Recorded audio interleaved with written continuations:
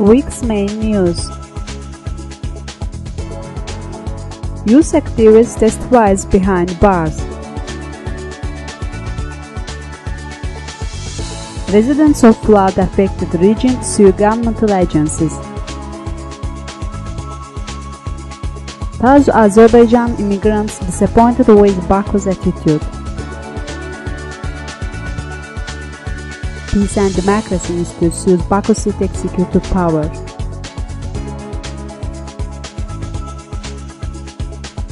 Property rights of citizens violated.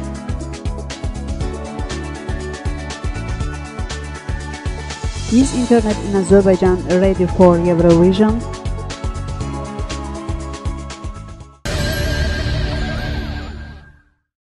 Today, Sumgayit Appeals Court held a preliminary hearing on the appeal filed against 4 May 2011 decision of Sumgayit City Court, which sentenced youth activist Jabbar Savalanlu to 2.5 years in jail. Judge Latifa Hüseyinova presided over the hearing. Citing the lack of room in the courtroom, the supervisors didn't allow in the persons willing to observe the process. After the hearing, Savalanlu's attorney Asabalı Mustafayev told Objective TV that the parties testified in the process. First, we filed a motion requesting to allow Savalanlu to sit near his lawyers rather than behind bars. The motion was rejected. Then we filed another motion requiring the court to launch another investigation into the case, and we presented relevant justification. The judge didn't consider the motion, Mustafayev said. Speaking in the hearing, Savalanlu said that the charge brought against him is not grounded and that it is related to his political activities. The judge scheduled the next hearing on to July 7, 2011. Azerbaijan Popular Front Party member Jabbar Savalanlu is being charged with drug possession, but it's widely thought that his arrest was politically motivated, linked to criticism of the government he posted on social networking sites. Sumgayit City Court sentenced Savalanlu to 2.5 years in jail. Today, in Baku Economic Court No. 1, under the Tahir Sadova presidency, began consideration of the claim of group of residents affected by the floods last year. The lawsuit is filed against the Cabinet of Ministers and the Minister of Emergency Situations. The plaintiffs include Lazım Mahmudov, Hüseyin Ağa Hüseyinov, and Shahbaz Hajiyev. Their representatives are members of civil society Oktay Gulaliyev and Nemat Eydarov. The campaign of public support for the plaintiffs is provided by the Kurd Civil Society staff, and the legal protection is provided by the Legal Education Society. Eydarov demanded prosecution of the Irrigation and Water Management Office as another defendant. The judge provided the motion. In the absence of representatives of the defendant, the hearing moved to July 19. Speaking to journalists, the people affected by the disaster said that their damage had not been fully compensated. The Musalu villager Hafisa Shkalieva said the new housing due to her had not been completed. Moreover, the authorities want to demolish the new house. The residents of Mishla and Sabrabad also complained about the failure to resolve their problems. The Kurd staff representative Gulaliyev said more and more people wished to file lawsuit because they had not received any indemnity. In May and June 2010, there was massive flooding in the Kur and Aras rivers. As a result, flooded were at least 110,000 hectares of agricultural land. The flooding caused damage to tens of thousands of people and affected 4,000 homes.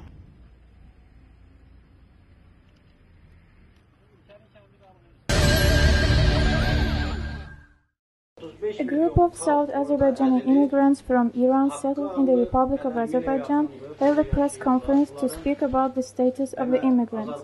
Immigrant Babek Muganlı expressed his dissatisfaction about Baku's negative attitude towards immigrants from South Azerbaijan.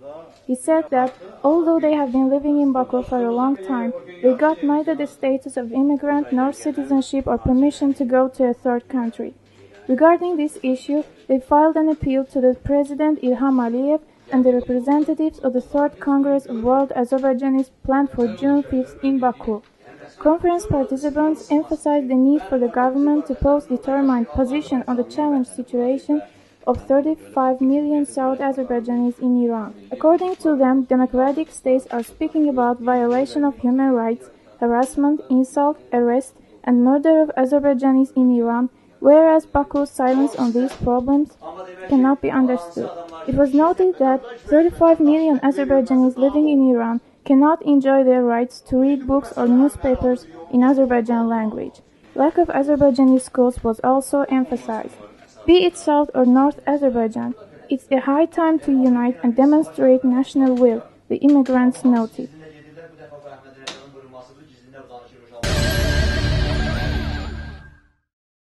Today, another dispute broke out around Peace and Democratic Institute office located in 38 Shamsi Badar.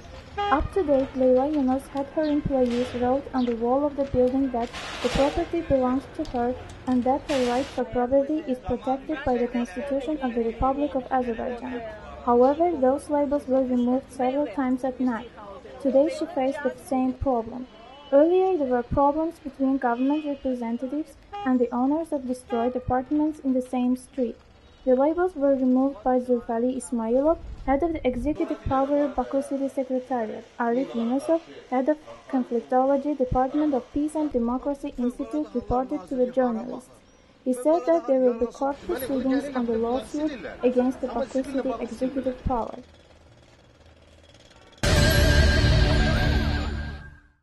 Residents of building number 154 in Azadlık Avenue held a press conference to speak about the violation of their property rights. Human rights defender Alekber Mammadov said that a building was built in 1973 and it was the first ever 16-story building in Baku. As for the destruction of the building, there has been no official decision available. Destruction of the building is implemented by Azinko, the company that did the same in Nevçiler, Fizuli and Shamsi Badalbaylı streets. The residents received notification sheets about the destruction of the building. However, the sheets don't contain any information about who made them. About 50 of 84 families have left the building. Rest of the families are trying to protect their property rights. The gas, power and water supply to the building has been intentionally cut off with the goal to make the residents leave their apartment. The violation of the property rights of the residents in the building is led by Yusuf Gambarov, a representative of the State Property Committee as usual. But the real reason for demolition is that from the top floors of the house it is possible to see the courtyard of the new presidential residence, said Alekber Mammadov. According to him, the residents of the house have not been offered monetary compensation, but only apartment house in the settlement of Kishli built by Azinko. Residents have sent letter to the Cabinet of Ministers and the Baku City Executive Power on destruction of building. However, they said that they don't have information about it.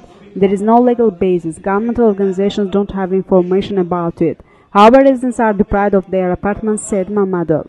The residents will send letter to the presidential administration, international organization and the embassies of leading countries in Baku on violation of their property rights. The cabinet of the city hall, where residents appealed, said they know nothing about the demolition of the building. There is no legal basis for the demolition of the building. State structures know nothing about it, and citizens are deprived of their rights on property. State structures are not interested in who is doing it, said Alekber Mammadov. Residents sent appeal to the presidential administration, international organization and foreign embassies due to violation of their rights. Azerbaijan Internet Forum held a roundtable today to discuss if the Internet in Azerbaijan is ready to cover international mass events. The forum discussed the preparation for Eurovision contest to be held in Baku in 2012, the quality level of service, the prices, news resources, language and technical conditions. It was revealed that there is no enough information in Internet about Azerbaijan and Baku. The information in both local and global resources about Azerbaijan and Baku is not sufficient. Most of the information is meant for the users of Azeri and Russian languages. There is very little information in English, Azerbaijan Internet Forum President Osman Gündüz said. He also noted that Internet providers cheat the users by limiting traffic. Azerbaijan's local Internet resources are not ready to be used by hundreds of users at the same time. Besides, the tourists will first of all try to use mobile Internet. The level of mobile Internet is not good as well. The mobile Internet prices is by twice expensive than those in Europe, Internet expert Rustam Aliyev said. All websites regarding Eurovision, including the official website of Eurovision and mobile, should pass communication stress tests, IRIS manager Musal Aliyev said.